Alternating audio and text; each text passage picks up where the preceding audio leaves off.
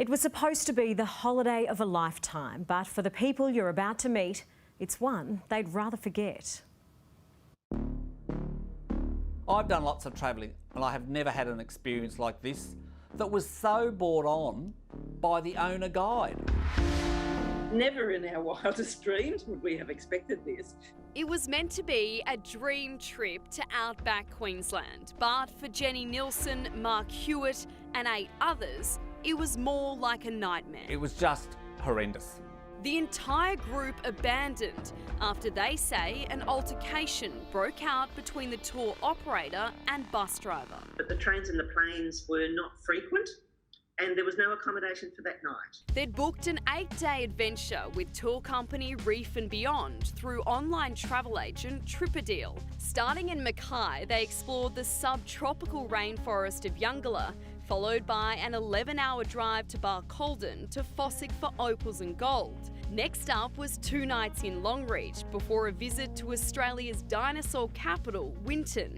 Then a long trip to Charters Towers to finish in Townsville. And going to Longreach was always on my bucket list of things to do. But from the moment they stepped foot on the bus and met owner-operator of Reef and Beyond, Charlie Sturgis, the group said they knew they were in for a bumpy ride. He talked about himself and his associates and his wealth. But interspersed with his conversation, there were sexist comments, homophobic comments and racist comments. Some say the worst was reserved for the youngest woman on the tour.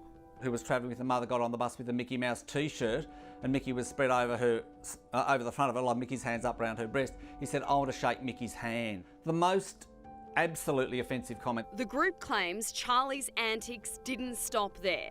Mark says he repeatedly hurled abuse at the driver who wasn't familiar with the route. We get to a roundabout and he'd say, "Oh, you're meant to go left here, you stupid fool. Don't you know how to drive this bus?" I have the greatest admiration for how calm the driver was. You could tell the driver was getting really upset. While the group made the most of the scenery and daily activities, they couldn't help but feel the growing tension and angst created by Charlie's behaviour. And on the 3rd night, just before dinner at a local restaurant in Longreach, the 70-year-old snapped. Several of the travellers who had been there at the time said that they had seen him walk up to the driver, punch him in the face, which made the driver fall to the ground. And one of the female passengers did get involved in trying to drag the owner away. Witnesses claim the driver then pushed Charlie, causing him to stumble through a nearby window.